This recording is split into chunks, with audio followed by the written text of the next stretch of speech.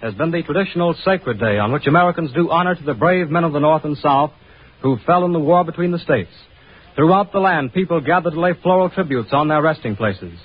Memorial Day has come to hold a deeper pathos for us because each passing year sees the ranks of the brave men of the blue and gray grow sadly thinner. Tonight, the Columbia Workshop commemorates this day with a broadcast presenting a dramatized character study of a man who fought in the Union Army, as well as a specially prepared program from Richmond, Virginia, which will include the story of the founding of the first Memorial Day and an interview with several honored veterans of the Confederate ranks. The Columbia Workshop presents Private Throgg, a short play written for tonight's program by Parker Fenley, who also plays the leading role. The hometown of Private Throgg is one of 100,000 crossroads settlements of its kind. The name of this one happens to be Cuddy Bend. It is Memorial Day, and Elias Throgg, only Civil War veteran of the village, sits on the piazza of his granddaughter, Minnie Tweedy's house, and watches the folks go by on their way to the exercises at the Grange Hall. It is hot. The road is dusty, but there is no sign of perspiration on Elias Throgg's face, although he wears his veteran's uniform, peaked cap and all. As the straggly groups pass along the road, Elias, chair, occasionally calls to one of his neighbors. Hi, Amos. Well, I see you going over. Yeah, coming along, ain't you, Elias? Oh, I may, by and by. I got some business to attend to here first. Yeah? Yeah, social business. Say, Amos, that rubber collar you got on kind of blinds me when the sun strikes it. Hope it don't melt on you. Minnie! Minnie! Yes, Grandpa? Well, come out here, can't you? What do you want? Come here, can't you? What you want me to do, holler my head off and get Quincy again? Oh, for heaven's sake, what is it? What time was that struck? 2:00. 2 o'clock what? Standard or daylight saving? My lordy, you've asked me that 3 times a day ever since April. It's daylight saving. That's a pretty way to talk to your old grandfather that's took care of you for 30 years now, ain't it? Well, I can't help it, Grandpa. Might pay some attention and remember when I tell you about Took things. care of you and went without myself for 30 years. Half that time took care of your worthless husband, your brat. Now, you stop it, Grandpa. You know as well as I do you ain't taking care of Leroy now. He's working 8 hours every day. Working? Yeah. Trying to break a shovel handle, leaning on it. Chasing a leaf all over the road. Oh. That's strenuous. Leroy. Never even liked his name. Sounds lazy. Now, you've got to stop it, Grandpa. I ain't going to stand here and listen to you abuse my husband just because he's been unlucky about getting work sometimes. First thing you know, we'll pack up and leave. Yeah, why don't you? Why don't you? Go ahead. Hi, Lucius. Hey! Going to exercises? Yeah, I'm thinking of it. You gonna get over? Oh, I don't know. I may get there late. I ain't sure yet. No, I'll get there late all right if I don't get started. You hollering at me every 5 minutes to find out what time it is. And baby in there wide awake. Hi, Miss Puff. Going to exercises? Yeah, better come along. Well, maybe. I don't know. Hitch up your petticoat. Slump. Dear, there she is now. Fretful as she can be, and the flies eating her up in there. I have to keep running out here to see what you want. I don't know why that station agent's girl ain't showed up to take care of her. I suppose if she don't get here, I'll have to stay home and miss everything. Why didn't Leroy stay and tend to her? Leroy, now you know he's on 2 of the committees. He was up and dressed in his uniform before you was out of bed, yes, and he's been going it ever since, tight as he could go. In his uniform? What uniform? What uniform? You know just as well as I do. His Home Volunteers uniform he wore in 1918. Leroy never smelt much smoke, did he? Now, you stop it, Grandpa. Leroy was ready and willing to go when his call came. But the government wouldn't take him on account of his feet. Probably thought he couldn't run fast enough. Leroy was ready, and just because he joined the Home Volunteers to protect us, in case that family of foreigners up there on the hill started poisoning drinking water, you make fun of him. Only time I ever see a costume like them Home Volunteers gets into was when a minstrel show come here one summer, had a street parade. Yes, well, anyway, the Legion boys ain't ashamed to ask Leroy to sing America the Beautiful down there this afternoon. Leroy? Yes, Leroy. He's got a very lovely singing voice. My Godfrey, I'd as soon listen to the pump squeak. Yes, well, that's because you ain't got no ear for music. What? By Godfrey, if I didn't have to get up to do it, I'd hit you over the head with this cane. Dear. Well, go ahead, why don't you? Get started. You want to get there in time to hear Leroy Bella. Go? How can I go and let Crandall girl come to take care of Viney? Oh, Dear. Bring Viney out here on the piazza. I might as well listen to her squawk out here as in there. Well, Fetch her out. Get her out here. That's what you plan to do anyway. Well, all right, Grandpa. I will leave her, but I know you don't want to do it. What difference does that make? I've been doing for other people all my life. Get her out here. Don't expect me to lug that clothes basket, do you? All right, I'll go and get her. I would like to get there in time to hear Leroy. Oh, Godfrey. Hi, Gideon. Going over to the hall? Yeah, I hadn't want to waste time, but my wife wanted me to. Well, that settled it, I guess. Get out of here, hen. Get out. This piazza was swept off clean this morning. There. Shh. Now.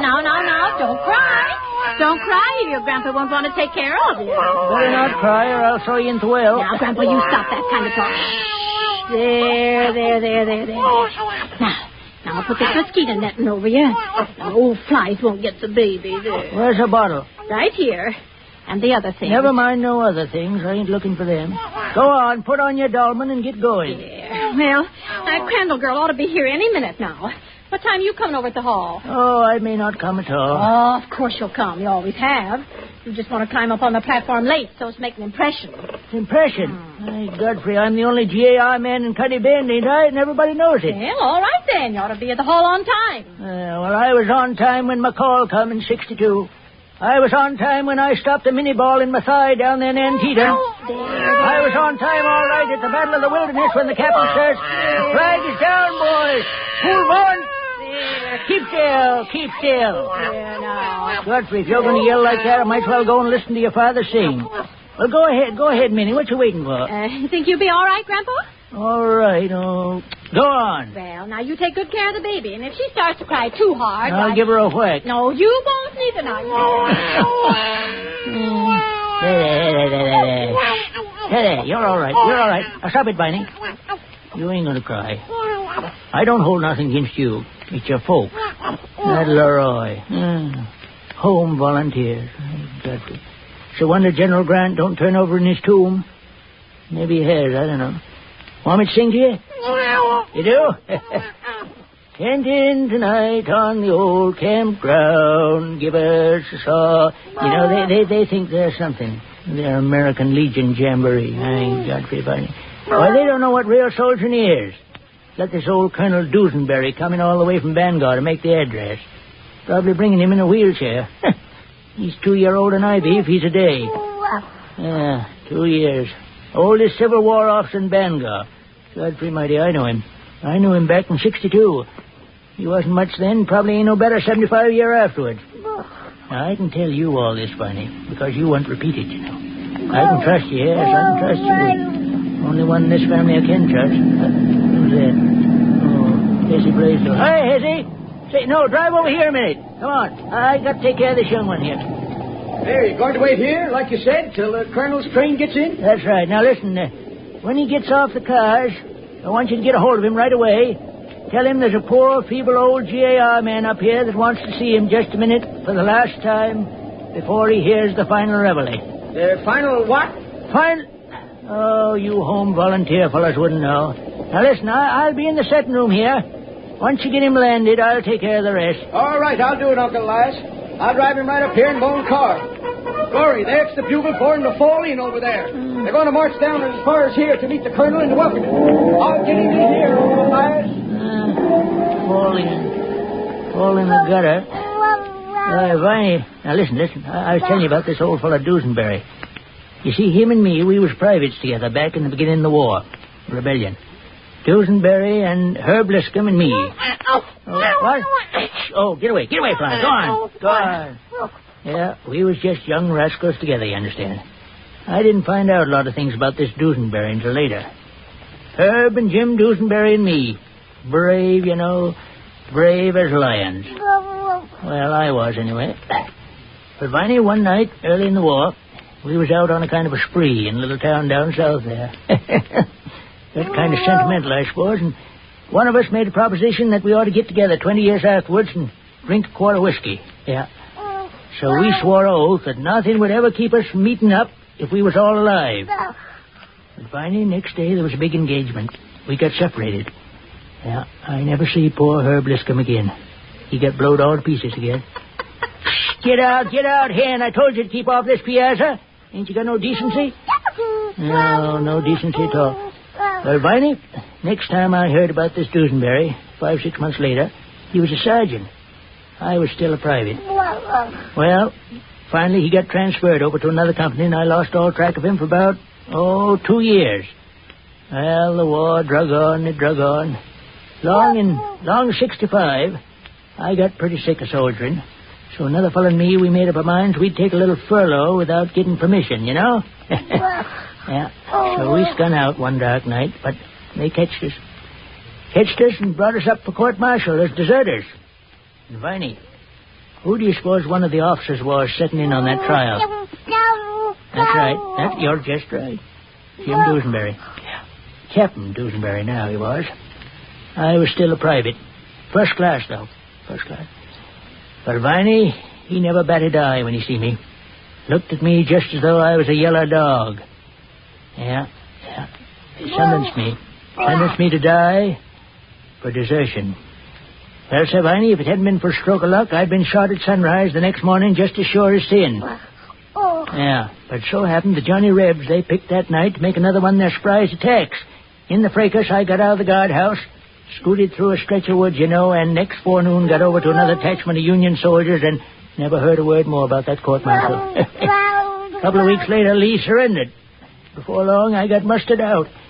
Well, I guess all the records of my desertion must have been burned or lost or something, because when the time come, they give me my honorable discharge. Private. First class. Yeah, private first class. So I come home here, the only soldier in Cuddy Bend to get back alive. And, Viney, I was a hero. That's Elias Throgg, they'd say. Private, first class. He's a fighter, Shot 100 Rebs. Tell us the story of the war, Private Throgg. Yeah. Well, Viney, at first I stuck pretty much to the facts. Well, I say at first I did. Then I started to add on here and there. But mind you, I never said a word about me deserting or about that court-martial. Well, every decoration day, I used to set up on the rostrum and give the address to the school children. Tell them war stories. Yeah, then this World War skirmish, that come on, and they kind of begun to forget about me. Last 10 years, I didn't no more than sit on the platform and rock. And this time, the Legion boys, they said it'd be a good idea to get one of the old Civil War veterans to address them. Kind of a curiosity. I was ready, but they just disregarded me, Viney. Sent up to Bangor, mind you. For who? That's right, old Dusenberry. Colonel Dusenberry. Well, so when I heard about that, it just knocked me over almost, because, you see, I'd be sitting up there on the platform, Viney, and he'd cite me, and he'd hear my name held up maybe as the Civil War hero of Cuddy Bend. Yeah, and then that court-martial, that would come back to his mind. I'd be in the soup. Right in the chowder. Now, I tell you, Viney, I was in a muddle for a spell. And then, it come to me how I'd handle him. He's coming in on the 2:20 train, I told the boys I want to see him here at the house before he goes over to the Grange Hall. That I'm so feeble, I may not be able to go. Feeble? When he gets here, I'll be ready for him. I got a little flask of whiskey right here, All ready. I'm going to ask him to share it with me. Remind him of that oath that we three took. I got the 2 tumblers all ready, too. Now, one of them's clean on the bottom. The other one's got a drop or 2 of rat killer in it. Yeah, rat killer. Nobody won't know that, just me, though. Just you and me, Viney. The rest is just in the hands of the Lord. He'll even things up. Amen. That old buzzard ain't never going to tell the folks here in the Bend that I wasn't a hero. No. Yeah, choo-choo. There she is. Grunt along now. I'll sit right here, after I've put them 2 tumblers out and poured out a couple of stiff drinks. Here's will be a stiff drink, all right.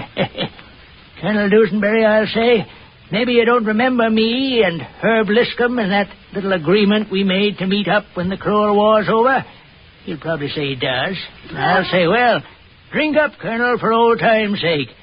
And then, Viney, when he's gulped down his whiskey, I'll say, and maybe you don't remember that court-martial in an old blue barn down south there when they sentenced first-class Private Throgg to be shot down at sunrise. I'll tell him. And by that time, that old poison will be well down his belly, And while I watch him squirm like an angleworm on a fishhook, I'll say, Colonel Dusenberry, I'm your old comrade, Elias Throgg. Private, first class. And I just fed you a dose of rat poison. How do you like that, sir, I'll say. Who's that? Oh, it's that Crandallbrad. Well, it's about time. Mr. Throgg! Mr. Throgg! What is it? Where you been? Out of town? You're about an hour late here. Mr. Throgg, Papa wanted me to run up here and tell you a telegram just come from Bangor. You know that old Civil War man that was going to talk over at the hall? What about him? What about him? Get it out. He dropped dead in Bangor, getting onto the train. Well, that's too bad, ain't it? Fool me again. Well, Mr. Blaisdell was down there. He tried to call the Legion boys down at the hall, but the line's busy. I don't know what they're going to do. No speaker. Oh. Well, in that case, Oh, here comes Hezzy Blaisdell in his car now. Hello, Hezzy. Hi. Well, poor old fella dropped dead on you. Yeah. That's right, Uncle Elias. We're up against it, I guess. Say, suppose you would feel well enough to get into my car and go over to the hall and give us just a few remarks, same as you used to years ago? Oh, no. Nobody'd want to hear me. Oh, shucks. Sure they would. You could tell them about Lee's surrender and how you stood next to Ulysses S. Grant. And Stood next to him. He was leaning on me, had his hand on my shoulder. Yeah, well, I mean, and that one about President Lincoln, about the Gettysburg speech? What you mean, when I says, speak up, A.B.? They can't hear you good in the back there? That's it. Well, will you do it, Uncle Elias? Well... You'll save the day for us if you will. Colonel Dusenberry dying has just about knocked the blocks out from under us fellers. Yeah, well, I tell you confidential, Hezzy. Yeah? Now, I never let on before, but maybe it's just as well it turned out the way it did. Why, what do you mean? Why, this Colonel Dusenberry, between you and me, he didn't have a very clean record back in 65. Do tell. Yeah. He come pretty near being court-martialed once. Court-martialed? Yeah. For deserting. No. Yep. Kind of disgraceful. I saved him, as a matter of fact. Well, Lord Almighty. Well, come on, Uncle Elias. Let's get over to the hall and get going. Oh, wait a minute. Della? Yes? You going to take care of the baby? Yes, Mr. Throgg. All right. Careful, don't drop it. Let me get this dagger hitched onto my belt here. I headed out here on the piazza today, polishing it up. Dagger? Yep. Say, you never carried a dagger in the war, did you, Uncle Elias? Carried it, hell. Took it away from John Wilkes Booth. Lord Almighty. There comes the boys playing a march. They don't know yet about old Dusenberry. Well, come on, Hezzy. Let's get going. Right. Attention! Right, face! Forward! Right! Yes, Sir Hezzy, Lincoln says to me once, they say you're a drinking man, Private Throgg. Drink whiskey. I says, well, you might say so, but call me Elias, Abe. Elias, he says, I wish the other boys could find out the brand you drink. Yeah, put my shawl around you, he says. You've been listening to the Columbia Workshop's production of Private Throgg, a play especially written for this program by Parker Fenley, who also played the title role. The production was under the direction of Earl McGill. Continuing our workshop program in honor of Memorial Day, we will hear the story of the founding of the first Memorial Day and an interview with several honored soldiers at the Confederate Veterans Home through station WRVA. We take you now to Richmond, Virginia. 73 years ago, shortly after the historic Memorial Day of Rome, Georgia, the wide, leafy avenues of Richmond furnished the setting for a stately, solemn procession in honor of Stonewall Jackson and the Confederate dead. It was Richmond's first Memorial Day, achieved through the efforts of a little group of women who formed the membership of the Ladies' Memorial Association for the Confederate Dead of Oakwood. The president of that staunch band was Mary S. Smith, and it is our privilege tonight to have with us one of Mrs. Smith's great-granddaughters, Miss Marion L. Gordon. Doubtless, Miss Gordon, you've heard many stories of your great-grandmother's activities in those times. Yes, Mr. Avery, I have. It might be interesting to our friends in distant places to learn that these impressive exercises were first held in historic Old St. John's Church here in Richmond, where Patrick Henry delivered his immortal speech. Tell me, Miss Gordon, why was May the 10th chosen? Because it was the anniversary of General Jackson's death at Guinea Station, as well as the 73rd anniversary of the Richmond Light Infantry Blues, who marched in the procession. And was General Lee on hand? No, unfortunately, his duties at Washington and Lee University kept him from attending. May I read that part of his letter expressing his regret? Yes, indeed. General Lee wrote, "It would be most grateful to my feelings to unite in the celebration of a society formed for so pious an object. The graves of the Confederate dead will always be green in my memory, and their deeds will be hallowed in my recollection. With great respect, your obedient servant, R.E. Lee." Thank you, Miss Gordon. By the way, isn't it true that the wife of the commander-in-chief of the GAR was in the South at that time? Yes, Mrs. John Logan was touring southern battlefields and probably was in Richmond then. Which reminds us that another of our guests tonight has a mighty interesting story about Mrs. Logan's visit. I'd like to introduce Miss Annie Mann of our neighbor city of Petersburg, Virginia. Miss Annie, won't you tell us something about yourself first? Thank you, Mr. Avery. Well, for the past 20 years, I've been with the Petersburg Progress Index. Wasn't it rather unusual for a woman to be working on a newspaper 20 years ago? I reckon so, but you see, when the World War came, it was necessary for everyone to do his part. There were very few men left at the newspaper, and every one of them wanted to answer the call to duty. So you volunteered your services to release one of those men? Well, maybe so. I see. Well, Miss Annie, isn't it true that after the war between the states, your mother became one of the original members of the Ladies' Memorial Association in Petersburg? Yes, she was. And a friend of Mrs. William Jones, the president, who arranged the details of our first observance of Memorial Day, which took place in Blandford Cemetery on June the 9th, 1866. And it was the crowds, the activity, the flags, the flowers that attracted the notice of Mrs. Logan that afternoon when she visited the sacred spot. Then Mrs. Logan was there. My goodness, yes. And by the way, Mr. Avery, when Mrs. Logan drove through old Blandford Cemetery that day, her hack driver was a famous old nigger named John Dixie. John Dixie, eh? And you say he was famous? John Dixie? Why, I knew him well. He always wore a tall silk hat. He owned and drove the finest hack in Petersburg. And the old man was heard to say many times, ain't nobody going to ride with John Dixie except quality folks. And I imagine old John explained what was going on to Mrs. Logan. He did. And added, there's Miss Jones now. And you know, Miss Logan was so impressed that she said, I'm going to speak to her, and started to get right out of her carriage. But a northern woman with her protested that it might not be wise because many southern people still felt a little hard towards northerners. Mrs. Logan's simple reply was, a lady is a lady wherever you find her, and I'm going over to speak to her. She did, was received with courtesy, and a lasting friendship resulted. And that, Mr. Avery, according to a letter written by Mrs. Logan 30 years later, is how she took the story of Confederate Memorial Day back to her husband. And you'll recall from your history that 2 years later, at her suggestion, General Logan himself was responsible for the declaration of May the 30th, 1868, as the first National Decoration Day. And you happen to know why May the 30th was chosen? Well, I have heard that May the 30th was the date of the discharge of the last Union volunteer. But another thing, there would be more spring flowers in the north on that day. Well, that is interesting. But we have more ground to cover, so with thanks to Miss Marion Gordon of Richmond and Miss Annie Mann of Petersburg, we take you now from the WRVA studios to one of Virginia's most hallowed spots, the Confederate Veterans Home in Richmond, where Jeff Baker is waiting. Surrounded as we are here among relics of battle, there still stands out the figure of Old Sorrel, the favorite mount of General Stonewall Jackson. This famous horse, with his nostrils seemingly still quivering from the scent of powder smoke, is carefully preserved to perpetuate the memory of his deeds on the battlefield.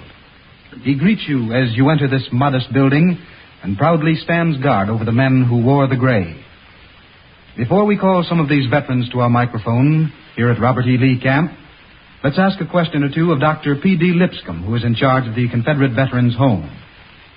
Dr. Lipscomb, how long ago was this camp established? The home was established in 1884, which makes it 55 years old. And what was the greatest number of veterans to live here at any one time? At one time, we had as many as 350 veterans living here. Well, how many veterans live here now, Doctor? There are only 7 veterans here now. And time has taken its toll, even in these peaceful and sacred surroundings. We're going to hear from some of these men now as they chat with another of WRVA's representatives, Randolph Saunders. Thank you, Jeff. And first, let's chat with John Shaw. Howdy, Mr. Shaw. Howdy, John. Mr. Shaw, how old are you, sir? 104. 104. And when were you born? 1835. And I believe you said the month of February. February the 6th.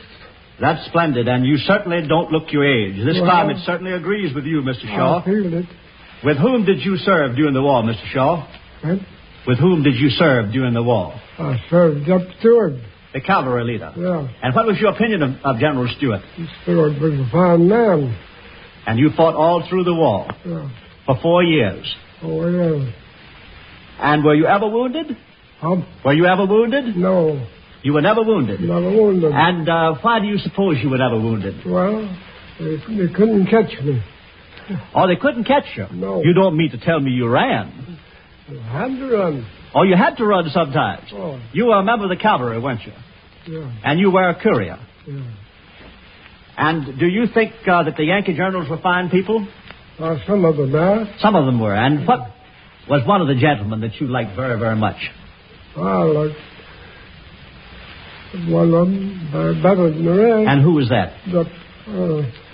I can't think of his name. George B. Yeah. McClellan, wasn't it? McClellan. And why did you like George B. McClellan better? Well, he was a better man, and he was really a man of my sentiments. But in order to save his property in the North, he had to go Republican. So he was a Democrat who turned Republican, is that right? He had to go and you didn't think much of him for that, did you? Right? You didn't think much of him for that, did you? Well, I didn't know. Oh, there wasn't much wrong about it. Mr. Shaw... He had to go somewhere. He had to go somewhere, so he went to the Republicans, is that so? And, Mr. Shaw, will you tell me this? When you talk of a third party, do you think we should have a third party? No. You don't? No, not. And why? I don't know what they want with it, but because the two parties can't do anything. That's very interesting, too. Well, how are you going to vote the next election? I'm going to vote the Democratic ticket. The straight Democratic ticket? Yeah. Splendid. And are you a conservative Democrat? Right? Are you a conservative Democrat? Yes, sir. You are, absolutely. Thank you, Mr. Shaw. And here's another grand old man of the Confederacy whose coat lapel bears the name Colonel Genevieve Blizzard. To us, he's just Jack Blizzard. Not Jack Frost, but Jack Blizzard. And, Mr. Blizzard, you certainly did have a lot of kidding about your name during the war, didn't you? I certainly did. Well, I don't think that you look like a Blizzard at all. You're too warm-hearted, sir. I'm a warm number, and always have been. Well, with whom did you serve during the war, Jack? I served with Turner Ashby and Stonewall Jackson. And then you can tell us something about Sorrel, can't you? I've seen him many times. You've seen him many a time. I don't know much about his history. And do you think that he looks very much like the horse that's stuffed here in the cage? Yes, that favors him very much. Favors him very much. As much as a dead horse can look like a live one. Well, we thank you very much, Mr. Blizzard. Now, here's Mr. Thomas. Mr. Thomas, how old are you, sir? 92 years old. 92 years. With whom did you serve during the war? John Fitzhugh, 2nd Virginia Cavalry. The famous cavalry leader. Yes, sir. And you were with him when he broke through Grant's lines where? At Five Forks. At Five Forks. I thought you told me that you broke through the lines with him at Five Forks. How old were you then? I'm 18. Just a youngster. And later you served with who? With General R.E. Lee. With General R.E. Lee at Appomattox. At Appomattox. And you were at Appomattox. Yes, sir. Well, thank you, Mr. Thomas, very, very much. And we appreciate all of you gentlemen talking to us this evening. And good health and long life to you and to all your comrades. Thank you, sir. We return you now to our New York studios. You've been listening to a special program presented by the Columbia Workshop in honor of Memorial Day. Next Monday night at the same time, the Workshop will present High Boy by Eustace Wyatt, adapted from the short story Too Far Gone by William Francis. John Tillman speaking.